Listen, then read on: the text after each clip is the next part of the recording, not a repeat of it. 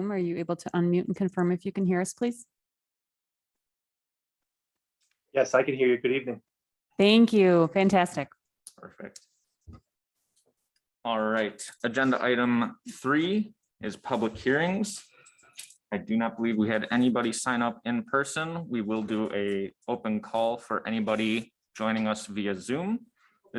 Or I'm sorry, that is the next section. So we'll move on to agenda item 4 then, our public comment. As a reminder, the city council will receive comments from city residents. Comments are generally limited to 3 minutes per individual. Anyone wishing to speak is required to sign up in advance or state the following items for the record when called upon. That would be name, address, subject matter, and contact information. No action will be taken on any public comments unless the item is also elsewhere on the agenda. Like I said, we did not have anybody sign up in person this evening. So this will be the first call for public comment via Zoom. This will be the second call for public comment. And this will be the third and final call for public comment. Does not appear that we have any public comment via Zoom this evening. Takes us to agenda item number 5, which is our consent agenda. As a reminder, the consent agenda outlined is presented for action by the city council. Items may be removed from the consent agenda on the request of any one council member. Items not removed may be adopted by one action without debate. Removed items may be taken up either immediately after the consent agenda or placed later on the agenda at the discretion of the council president. I move to approve the consent agenda as listed, items 5A through 5F. Second. We have a motion and a second. Any questions or discussion regarding these items? Seeing none, all of those in favor signify by saying aye. Aye. Aye. Opposed? That motion carries. Agenda item number 6, petitions, requests, and communications. This evening, we have none.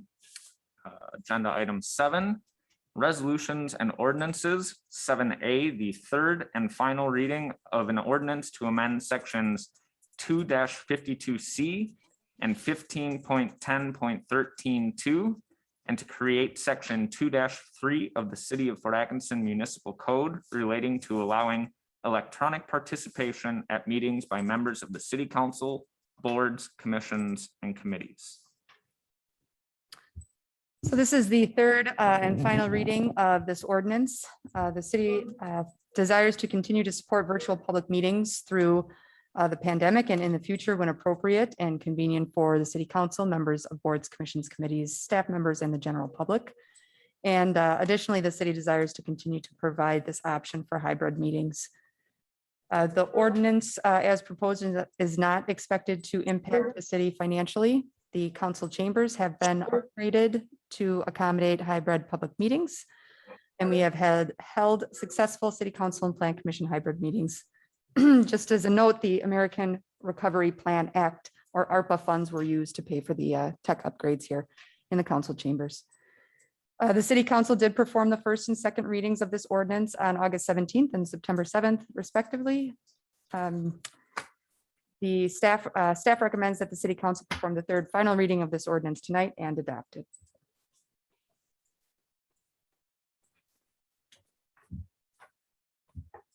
Assuming staff did not receive any other feedback on this one way or the other from members of the public. We did that. All right, I would move to adopt the ordinance amending section 2-52C and 15.10.13.2 and to create section 2-3 of the City of Fort Atkinson Municipal Code relating to allowing electronic participation at public meetings. Second. We have a motion and a second. Any further discussion? If not, this will be a roll call vote. Councilman Becker, Aye. Councilman Hartwick, Aye. Councilman Housley, Aye. President Scheer. Aye, the motion carries. That takes us to agenda item 5.8, reports of officers, boards, and committees. 8A, our city manager's report. Thank you. So the city's conventional rate case that was approved this summer by the Public Service Commission will go into effect on October 1st. The effect of this is an increase to the bi-monthly utility bill of about $30. The rate increase was approved to directly pay for future replacement of water mains to avoid expensive borrowing. And that main replacement will start in 2022 and continue at a rate of roughly 1% of main replacement annually. The city's website has a lot of really great information about this conventional rate case and the reasoning behind it and what it will provide for the city. So I encourage members of the public to seek out that information on the city's website. In addition to that, we have some information on the new express pay option for utility bill payment, as well as some information about hydrant flushing, which will start on Friday. Over the next several months, the city will be working with our website host on a website reboot and upgrade with a change to a .gov address. We're excited about that. We're also going to be working with our IT providers to migrate our email addresses to the .gov address as well, and potentially getting new phone numbers if necessary. Our porting from our existing carrier has not worked out very well, so we maybe get new phone numbers. If we do that all, I would anticipate us doing it all together and making a very big public information campaign about that. Clerk Everett and I interviewed several qualified candidates today for the deputy clerk position. We hope to make an offer to a candidate within the next week or so. And we continue to work on the 2022 budget and 2022-2026 capital improvements program. We have a few more departmental budget meetings. And then the work of putting the numbers together will begin. The first public meeting relating to the budget will be on October 12th. Also, I was pleased to be a judge at the Fort Atkinson High School Talent Show last night, along with many more qualified people, including Brett Ketterman here from the city.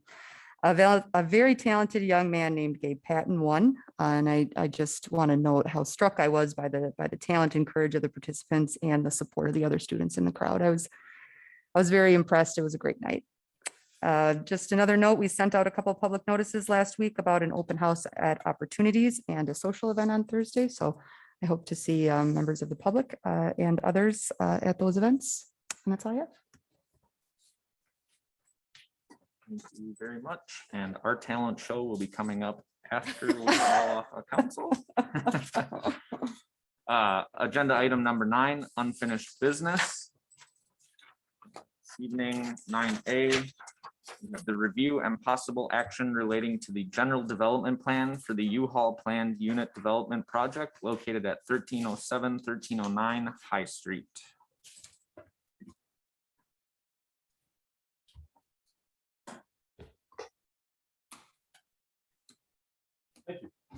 I'm going to bring up the packet information here so we can kind of look at a little bit of this, and for those at home to understand where we're at in the world here.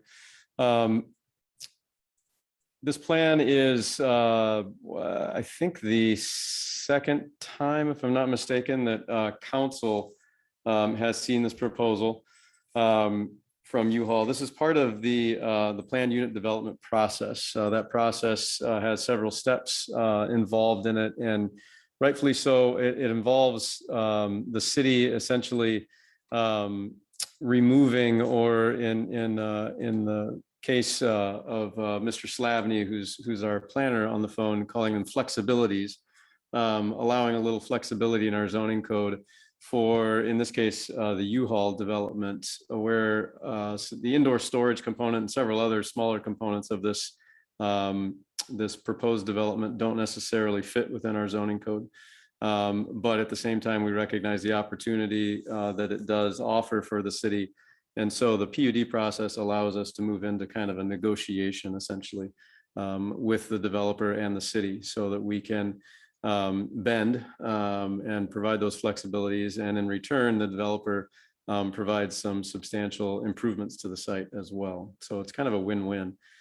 We've gone through this process once with the Shopco building and the True Storage folks. So I think this is a familiar process for the council.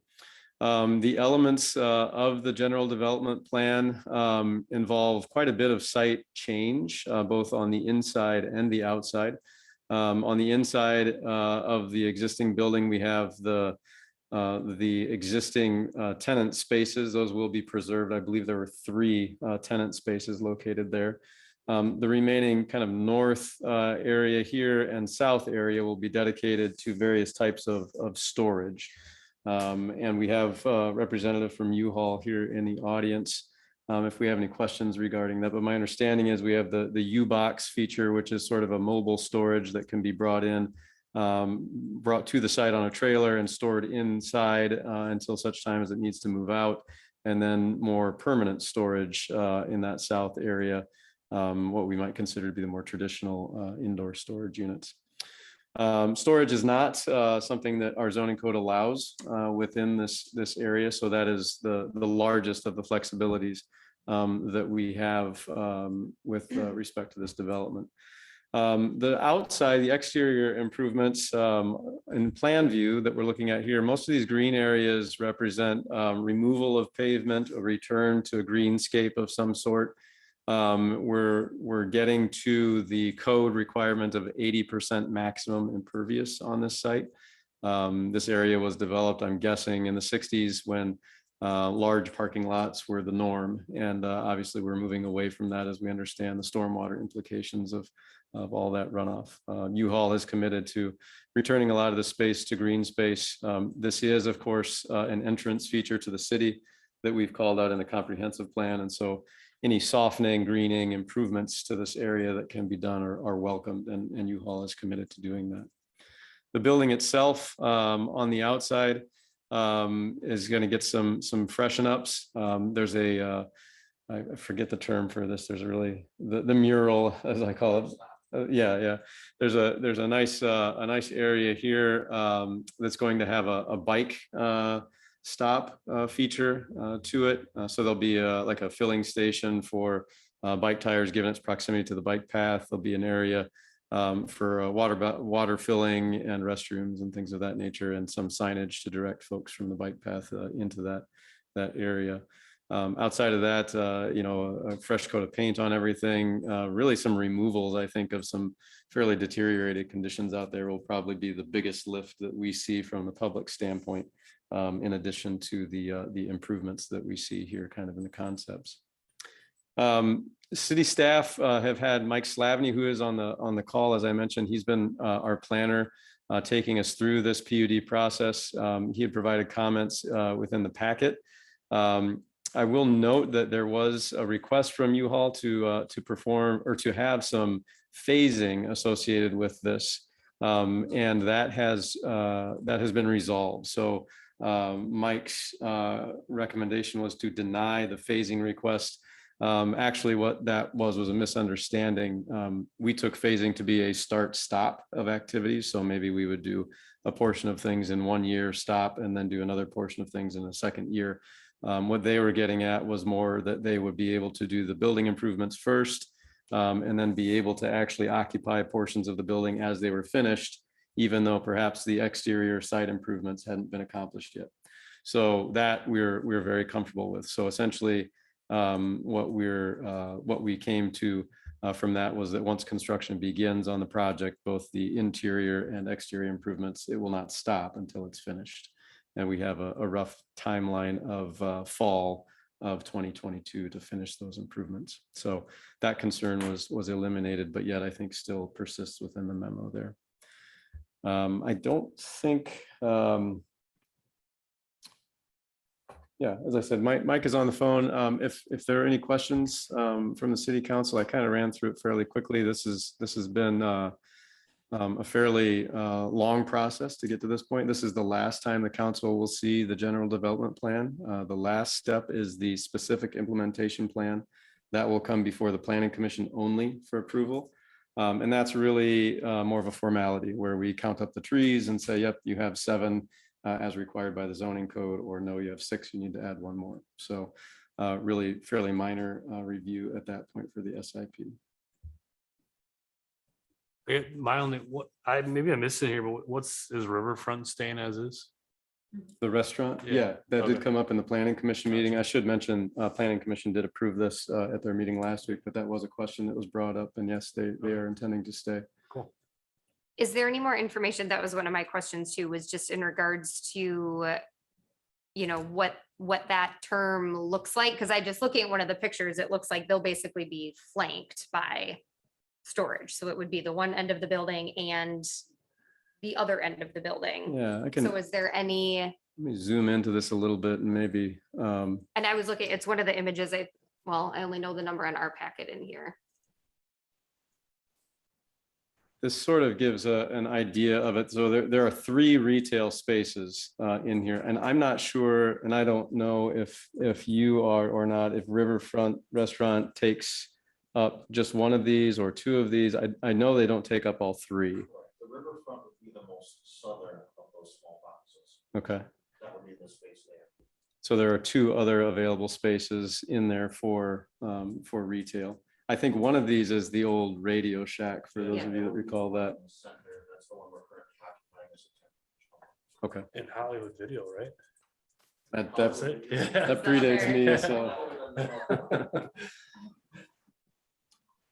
But there's no long-term plan to take over the entire space and no longer allow for local occupancy there. Okay, That is, those spaces are going to be exclusively available to anyone. okay, great. Andy, I do have a couple other questions, certainly not being very experienced in zoning flexibilities here at this point, but just looking at the list of requested flexibilities, is 13 a lot to see in a discussion like this? I guess I was just a little overwhelmed at looking at that list of, wow, this seems like a lot of things to be making an exception on. Yeah, yeah. My experience with the PUD process is a grand total of 2. So that's why we brought Mike Slavny on board for this. Mike, I don't know if you feel comfortable. Did you hear that question from Councilwoman Hartwick? I did. You're all coming in loud and clear, and I appreciate the ability to participate remotely. It's a really good question, and I think I've reviewed close to 1,000 PUDs in my 40-year career. And with redevelopment projects, 13 flexibilities would not be unusual. I think Andy gave a very good summary of the most important requirements in the zoning ordinance are being complied with by retrofitting the green space on the site and bringing it up to 20% green space. And we'll see compliance with the city's new lighting requirements and landscaping requirements, and even the sign requirements. So the flexibilities that are needed primarily have to do with wrapping up things that you would normally approve through the conditional use process, such as trailer rental or propane dispensing, as well as the quasi-industrial storage uses that Andy talked about. The reason we require so much attention to flexibilities is so the Plan Commission, the council, and the public understand the ways in which a PUD are looking for modifications to the basic zoning code.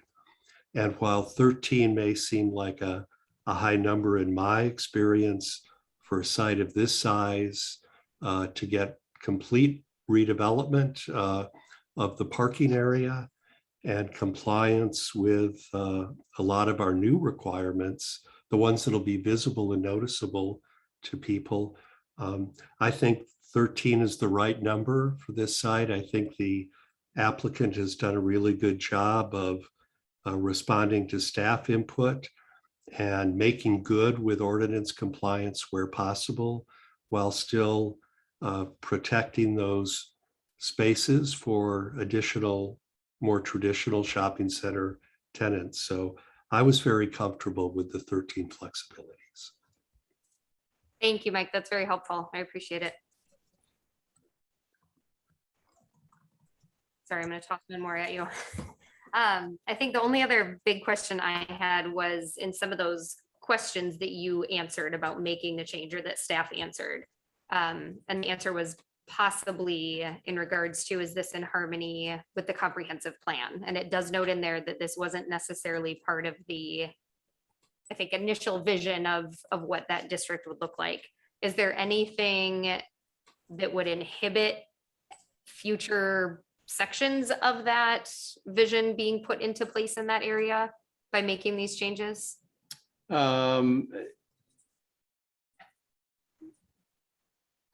Physically speaking, the site remains as it was when we did that planning effort. I think, so certainly from a physical standpoint, I believe the redevelopment that we had planned showed, the building going away. So certainly an approval here, I think, is removing that from just simply a spatial relationship. Now, if there are areas outside as we go maybe towards the river, that one day U-Haul decides, perhaps meets a different purpose and are interested in trying to redevelop that, I don't think that we would be hamstrung at all by what we're approving here today. But I do think, I don't think that we would be looking at any kind of attention to that redevelopment plan in the near future with what we're proposing here. It's very clear that U-Haul needs the space that's there in the parking area. They rent large trucks to very inexperienced drivers. And so, myself included in that. So they are very much experienced with needing the space to allow those vehicles to come in and move around on the site. So whereas with the previous Shopko building, we talked a lot about redeveloping that large parking lot. That really isn't an option from U-Haul's standpoint here because of the needs that they have for those truck rentals and the space that's required. So from that standpoint, I guess my viewpoint or my answer to that question is likely not to see any kind of redevelopment along the lines of what we had planned in the comprehensive plan. And it would be difficult, that we'd have to shift the road over. That was a big part of that comprehensive effort. And so we really don't have anywhere to put the road unless something significant changes in the future with the business model, I think that U-Haul has. And it's not a bad thing. I think that there is a great opportunity here that U-Haul is bringing to the city, and certainly a project that is going to have a lift to that particular area. It's just a different kind of lift than what we had proposed in that comprehensive planning effort. Thank you.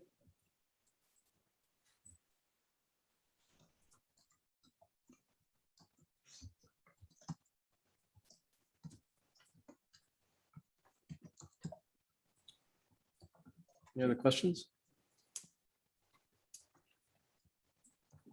We have no more questions from our council. We would entertain a motion. Yeah, I'll go ahead and make this motion. I know you guys have been here many times now and given us a lot of good information. I think I really like how this process has played out. I think like Mr. Slavny said that the concessions, so to speak, that they're making as part of the PUD plan, I think they're all really well thought out. And I think this is going to be a good match for everybody. So I'm going to make the motion to approve the general development plan for the U-Haul planned unit development project located at 1307, 1309 High Street, subject to the information included in the August 4th, 2021 memo from Vanderwall and Associates, with the exceptions of items B8 through B10. Second. We have a motion and a second. Any further discussion or questions? All right, all of those in favor signify by saying aye. Aye. Aye. Opposed? That motion carries. Thank you. We'll say that this was a very thorough plan, and we're looking forward to having you a welcoming entrance to our city. So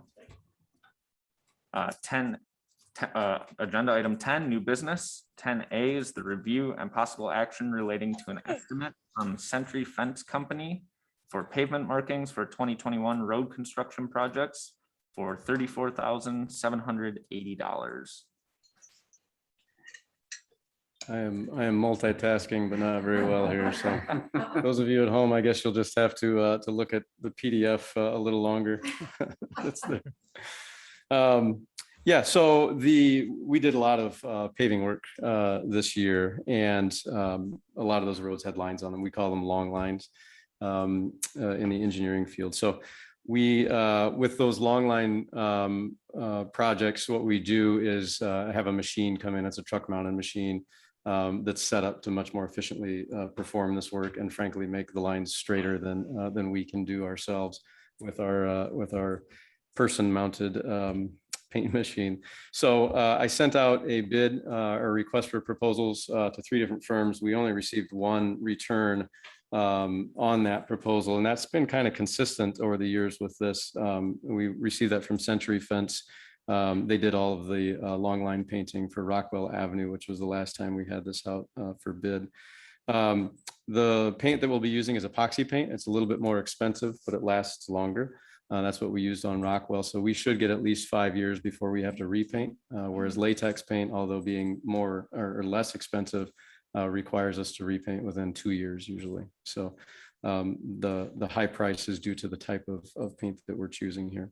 We do have funds budgeted for this. It'll be broken out in the traditional traffic marking accounts that we use for long line paint, and we'll also use funds from the street program that we have for this year, which, if you recall, is a combination of 4 or 5 different revenue sources, borrowing, the MLS grant, the structural money that we get budgeted every year, the wheel tax, and even some funds in there from Jones Dairy Farm that contributed to the Industrial Drive project. Any questions related to that?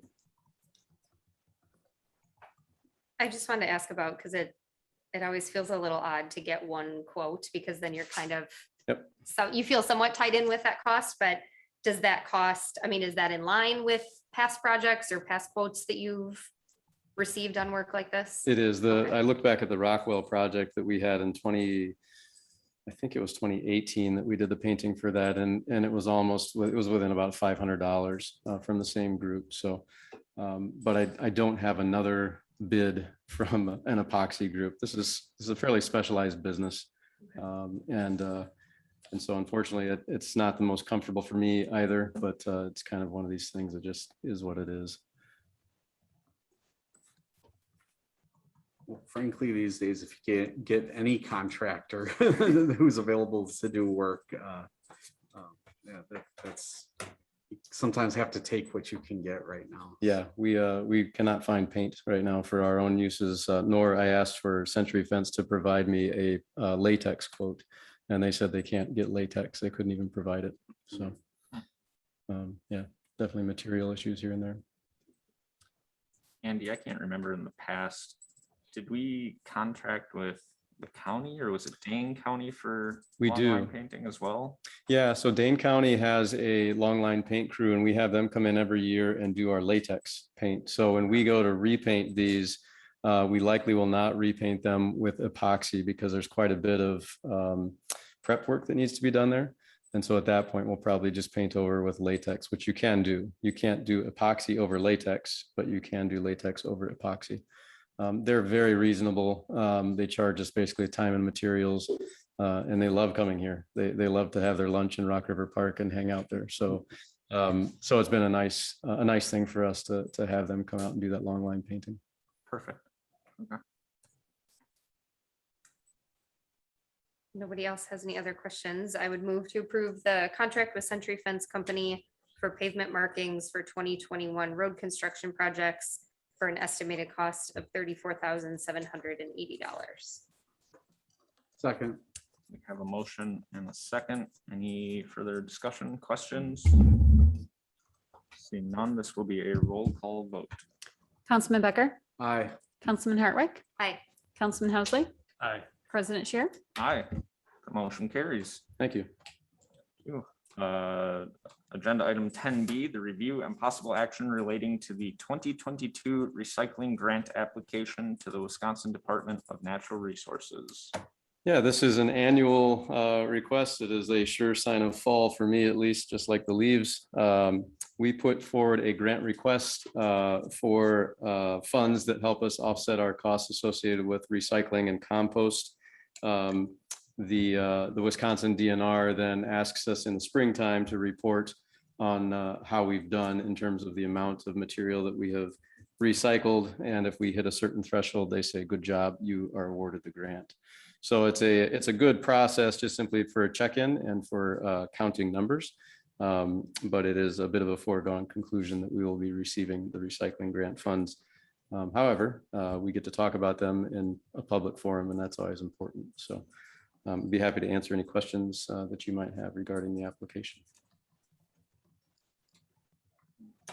Not necessarily a question regarding the application, but I was curious, did our recycling tonnage go up this year? Has it been going up consistently? We will find the 2021 totals. I usually get those, I think, in January of 22 or so. So we'll have a number then. I don't know whether we went up in 2020 or not. I'd have to look back to, we should have presented that in March usually. So I'd have to look back and see. I wouldn't be surprised if we did it. All of those sort of things associated with COVID definitely increased. So it wouldn't surprise me at all. So Andy, just from my understanding, this is basically a reimbursement of expenses already paid towards those efforts, or is this kind of an upfront payment towards your next year's efforts? I think it is a reimbursement. Okay. Looking sort of at Michelle and Rebecca, if I'm off on that. We're essentially just, DNR is saying, how much money are you spending on recycling? We've already budgeted for this. The recycling program will go forward regardless. And then they provide us funding to help maintain that program. It certainly doesn't cover all of the expenses. Sure. So in that rationale, I would say it's a reimbursement. Okay.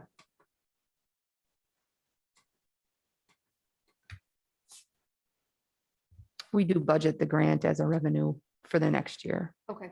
So we do include that we will include an amount of money similar to the previous year in our 2022 revenues. Okay. So you account for it essentially the year after. Correct. Okay. Thank you. It's typically received in May. Okay. Thank you. And it has been relatively steady. There was the first several years that I did this, we were dropping, 10% a year, I think, on the recycling, and it has remained fairly consistent the last 2 or 3 years. So.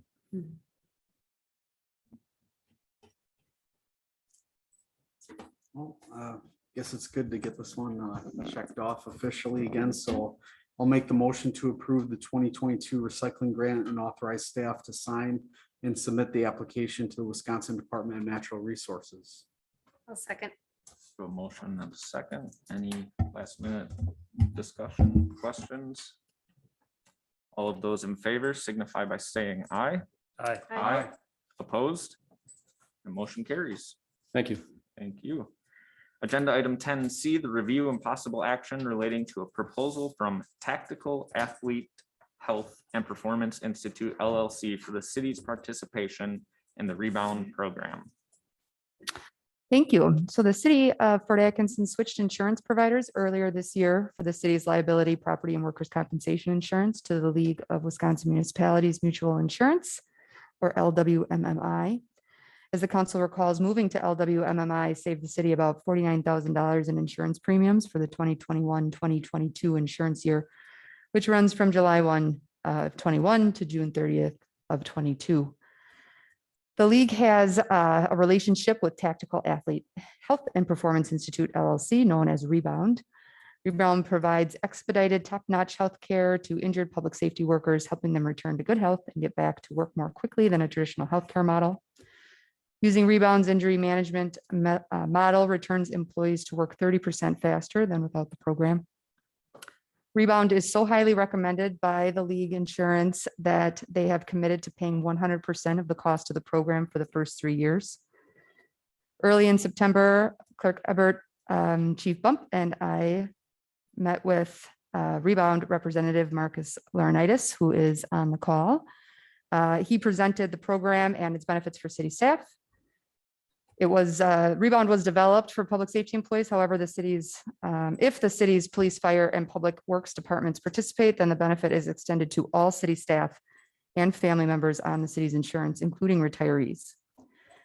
Per the attached proposal document, the cost of the rebound program is $225 per police, fire, and DPW employee per year for the first 2 years, and then $325 per such employee for the third year.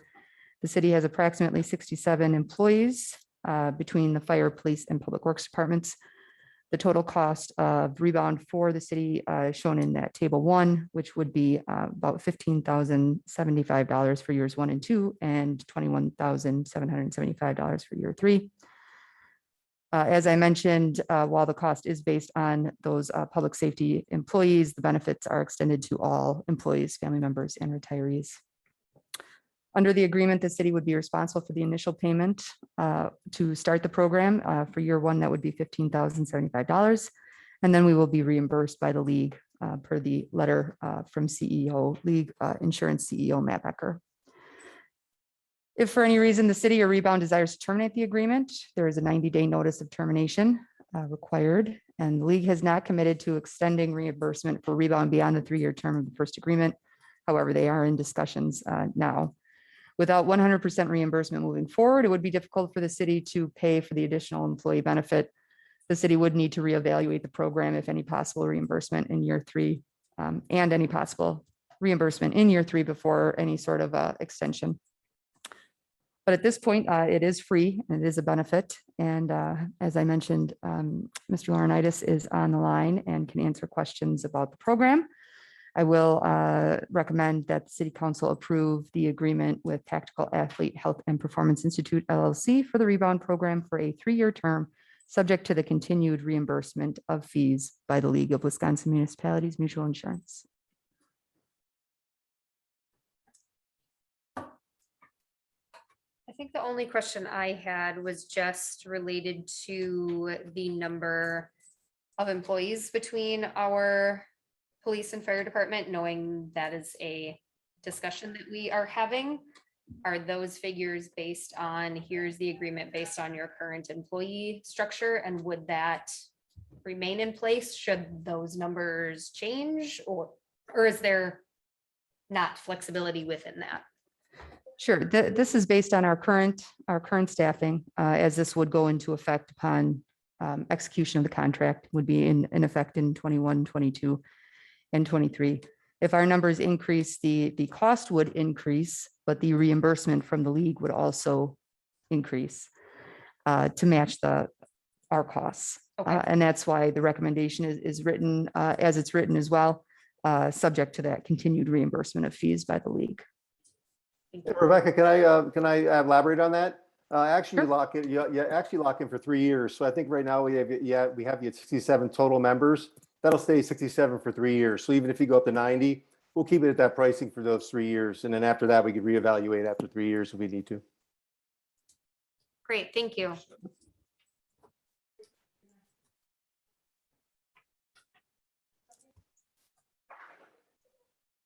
Well, it certainly looks like a quality benefit to offer, and anything that is 100% reimbursed is also a great benefit to our tax base. So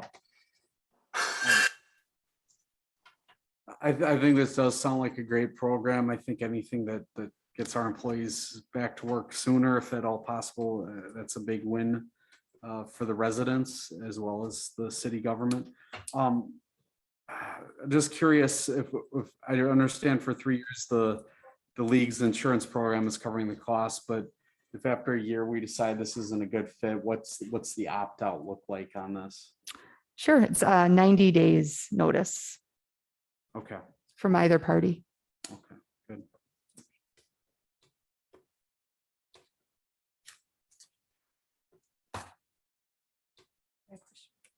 I assume you must be working with a lot of other communities here in Wisconsin using this program? Correct. Yeah, we are. Yeah. And we're very fortunate to have a great relationship with LWMI. Matt Becker's been great. Yeah. So we're all around. And Matt, we're right in Madison there. We're in Waukesha. We're in McFarland, I think, around your area. I'm trying to think of all the areas within your area, but we're definitely all around the villages and cities throughout Milwaukee and the Wisconsin area. Great. Thank you. I then would move to approve the agreement with Tactical Athlete Health and Performance Institute LLC for the rebound program for a 3-year term, subject to continued reimbursement of fees by LWMMI. We have a motion and a second. Any other discussion, conversation? I believe this is a roll call vote. Councilman Becker, Aye. Councilman Hartwick, Aye. Councilman Housley, Aye. President Shear, Aye, the motion carries. That takes us to agenda item 11, miscellaneous. This evening, we have none. Agenda item 12, claims appropriations and contract payments. 12A, the review and possible action relating to the verified claims presented by the Director of Finance and authorization of payment. Move to approve list of verified claims presented by the Director of Finance and authorized payment. Second. Motion and a second. Any discussion? This will be a roll call vote. Councilman Becker, Aye. Councilman Hartwick, Aye. Councilman Housley, Aye. President Shear, Aye, motion carries. Takes us to agenda item 13. The city council may consider a motion to convene in closed session pursuant to state statute 19.851E to deliberate or negotiate the purchasing of public properties. And also to continue into closed session pursuant to state statute 19.851C to consider employment, promotion, compensation, or performance evaluation data of any public employee over which the governmental body has jurisdiction or exercises responsibility, i.e. the 6-month review of the city manager. And we will not adjourn back into open session.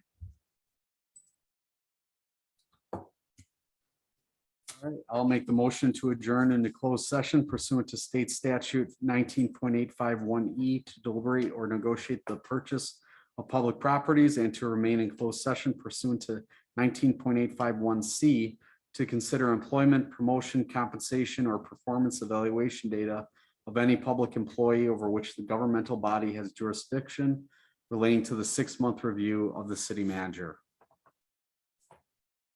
Second. We have a motion and a second. This will be a roll call vote. Councilman Becker, Aye. Councilman Hartwick, Aye. Councilman Housley, Aye. President Shear. Aye. Thank you. Motion carries. So at this time, we would ask anybody who is not part of our council to have a great evening. We'll be back on the 1st and 3rd Tuesday of every month. Thank you to the students for coming. Yes, nice to see you guys back.